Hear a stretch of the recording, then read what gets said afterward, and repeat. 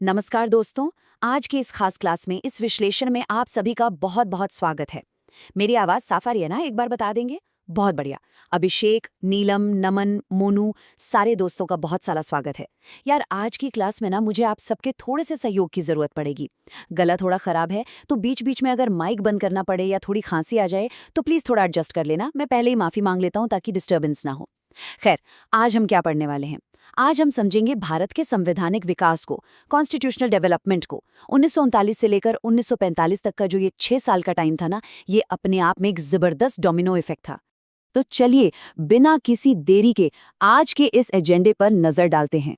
आज हम विश्व युद्ध के प्रभाव से शुरू करेंगे, फिर अगस्त प्रस्ताव, क्रिप्स मिशन, भारत छोड़ो आंदोलन और आखिर में वेविल योजना तक का पूरा सफर तय करेंगे।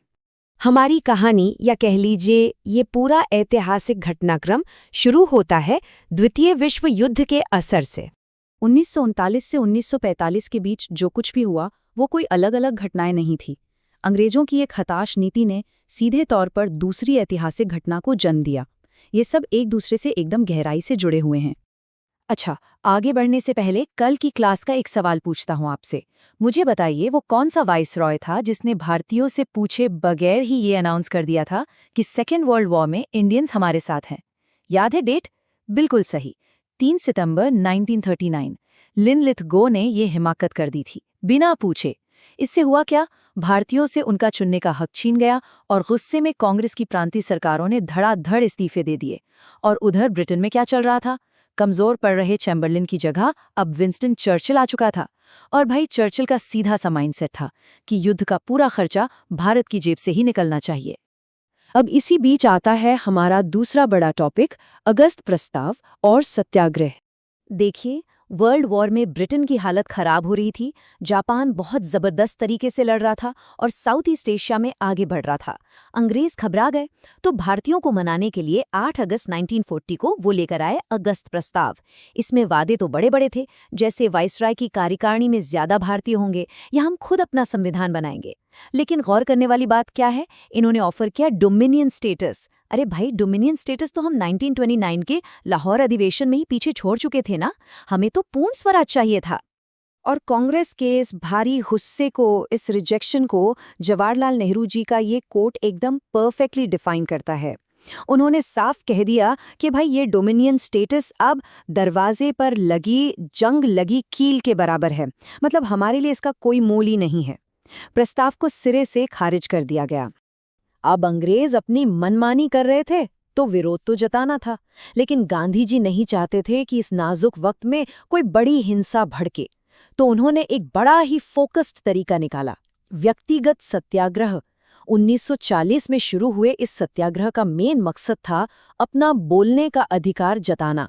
विनोबा भावे जी और नेहरू जी जैसे बड़े नेताओं ने खुद अपनी गिरफ्तारी दी और यही आगे चलकर शांतिपूर्ण दिल्ली चलो आंदोलन बन गया। इसके बाद कहानी पहुंचती है 1942 में, यानी क्रिप्स मिशन की विफलता तक। अब जरा 1941-42 का ग्लोबल सीन समझे। एलाइड पावर्स, यानी जो मित्र राष्ट्र थे, अमेरिका, चीन और ऑस्ट्रेलिया, वो चर्चिल पर भयंकर दबाव डाल रहे थे। क्यों? क्योंकि जापान ने दिसंबर 1941 में पर्ल हार्बर पर हमला कर दिया था। और सबसे बड़ा डर अंग्रेजों को क्या था पता है? सुभाष चंद्र बोस जी की आजाद हिंद फौज। वो भारत के दरवाजे तक पहुंच रही थी। अंग्रेजों को खौफ था कि अगर भारत की जनता ने आजाद हिंद फौज को सपोर्ट कर दिया तो ब्रिटेन का तो गेम ओवर है। इसी डर और दबाव में चर्चिल को मजबूर होकर स्टैफोर्ड क्रिप्स को भारत भेजना पड़ा। मार्च 1942 में क्रिप्स भाई साहब भारत आए अपने प्रस्ताव लेकर। इन्होंने कहा कि ठीक है, हम एक भारतीय संघ बनाएंगे और आपको संविधान सभा भी देंगे। लेकिन यहाँ एक बहुत बड़ा लेकिन था। इन्होंने एक क्लॉज डाल दिया कि जो प्रांत या रियासतें संघ में शामिल नहीं होना चाहती वो बाहर रह सकती हैं। समझ रहे हैं आप इसका मतलब? ये साफ साफ हमारे देश को कई टुकड़ों में बांटने की एक गहरी साजिश थी। और इस साजिश को गांधी जी ने तुरंत पकड़ लिया। उन्होंने क्रिप्स के इस ऑफर को क्या कहा? टूटते हुए बैंक का पोस्ट डेटेड चेक। मतलब जो ब्रिटिश एम्पायर खुद युद्ध में दिवालिया हो रहा है, वो हमें भविष्य की आज़ादी की क्या गारंटी देगा? जाहिर है इस मिशन को भी फेल ही होना था। तो सवाल ये उठता है कि क्रिप्स मिशन के फेल होने का आखिर नतीजा क्या निकला? देखिए, जब अप्रैल 1942 में ये मिशन खाली हाथ लौट गया तो हमारे नेताओं को एक बात एकदम क्लियर हो गई। उन्हें समझ आ गया कि अब इन छोटे-मोटे विरोध प्रदर्शनों से अंग्रेज सुनने वाले नहीं हैं। और कूटनीति की इसी विफलता ने जन्म दिया हमारे इतिहास के सबसे बड़े और आक्रामक आंदोलन को, भारत छोड़ो आंदोलन। 8 अगस्त 1942 गांधी जी ने नारा दिया, करो या मरो। ये कोई आम आंदोलन नहीं था दोस्तों, ये बहुत ही स्ट्रेटेजिक था। अलग अलग वर्गों को बिल्कुल साफ निर्देश दिए गए थे।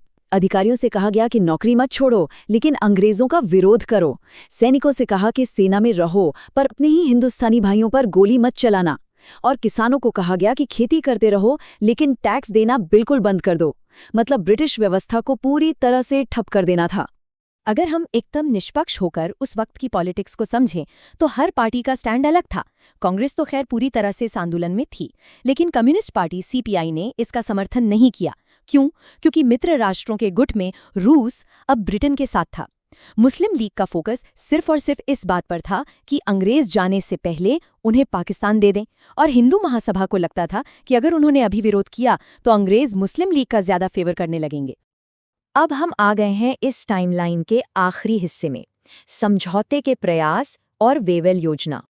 1944 आते आते विश्व युद्ध खत्म होने की कगार पर था, लेकिन भारत के अंदर एक अजीब सा पॉलिटिकल डेडलॉक बन गया था।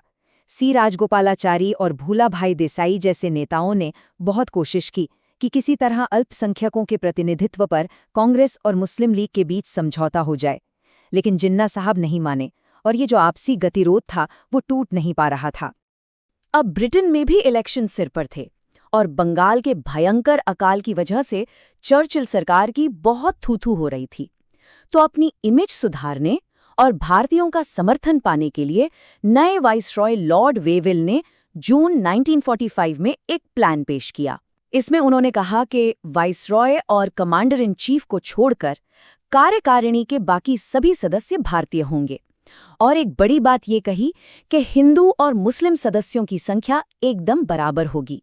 साथ ही भारत छोड़ो आंदोलन के नेताओं को रिहा करने की भी बात मान ली गई। लेकिन इस वेविल प्लान पर चर्चा करने के लिए जो शिमला सम्मेलन हुआ वो भी बुरी तरह फ्लॉप हो गया। क्यों? ये गतिरोध देखिए।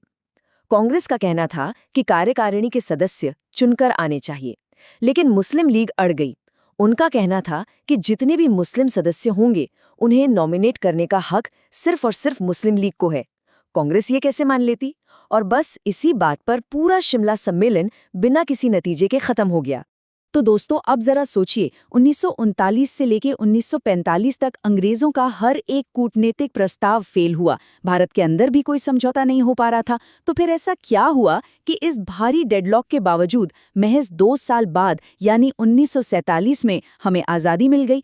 आखिर वो कौन सा फाइनल ट्रिगर था जिसने आज़ादी के बंद दरवाजे हमेशा के लिए खोल दिए? ये एक ऐसा सवाल है जो आपको सोचने पर जरूर मजबूर कर देगा। उम्मीद है आज की इस क्लास से आपको इस पूरे घटनाक्रम की एक साफ और दिलचस्प तस्वीर मिली होगी।